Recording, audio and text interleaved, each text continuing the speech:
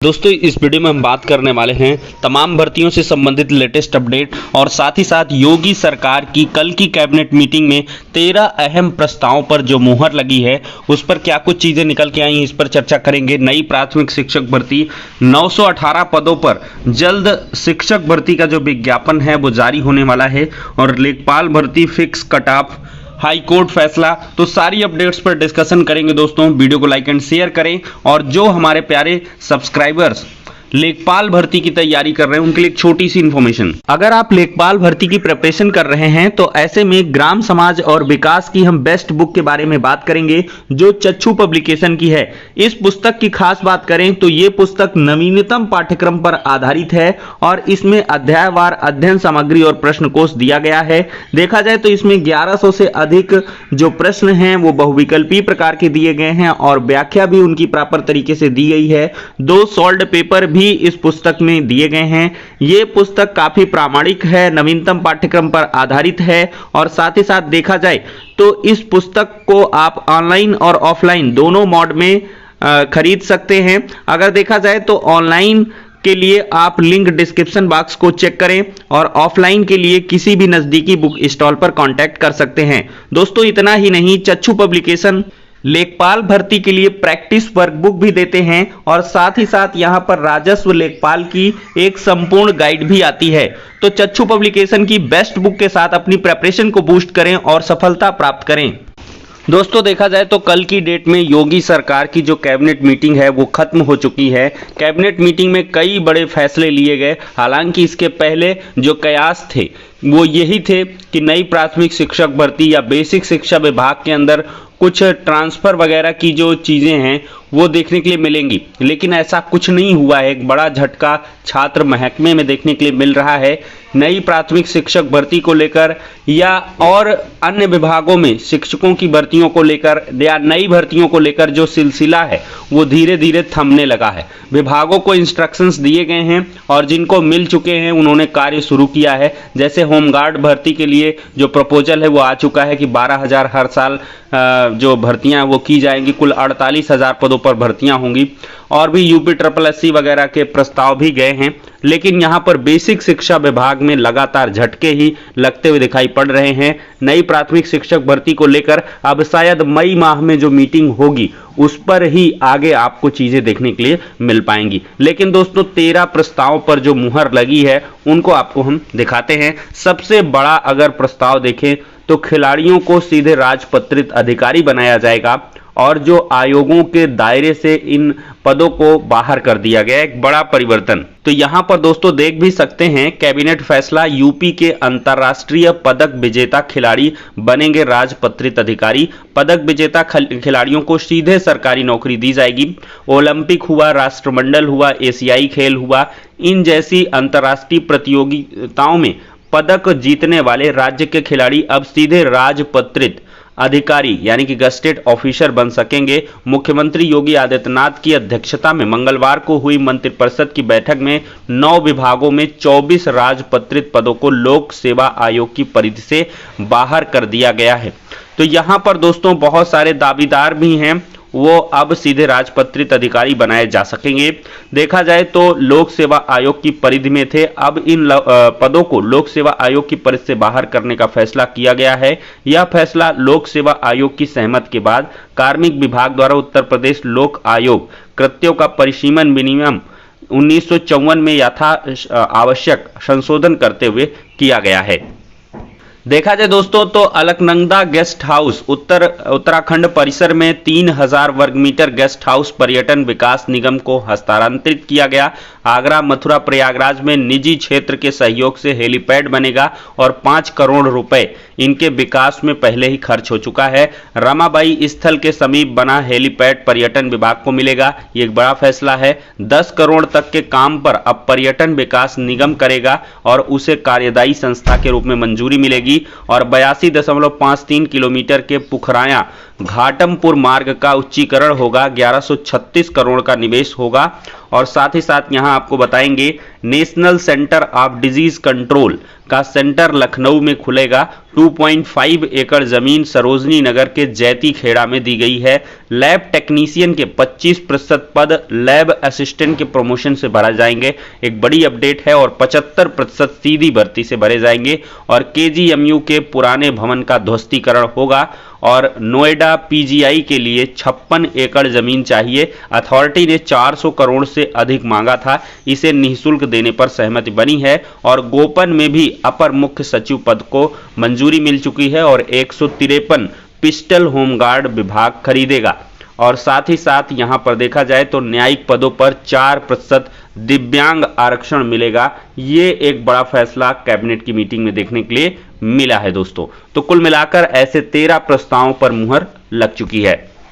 दोस्तों, शिक्षक भर्ती से जुड़ी हुई एक बड़ी अपडेट है। 2908 एमआरसी शिक्षकों को पसंदीदा जिले में तैनाती मिलने वाली है। 68,500 शिक्षक भर्ती का यह मामला है। चयनित जो सहायक अध्यापक थे उनको उनके खुद के जिले में जो अपॉइंटमेंट हैं वो दी जाएंगी। गलत जिला आवंटन किया गया था और इसी को लेकर याचिकाएं हुई थी और काफी लंबे अंतराल के बाद यहां पर न्याय मिला है। आप देख सकते हैं, सचिव बेसिक शिक्षा परिषद प्रताप बघेल और उप सचिव राजेंद्र सिंह ने मंगलवार को नए सिरे से जिला आवंटन की सूची जारी कर दी। 5 सितंबर 2018 को चयन के 3.5 साल बाद अब जाकर एमआरसी शिक्षकों को इंसाफ मिल चुका है। तो मिल सका है, कुल मिला के चुका है नहीं होगा यहां पर।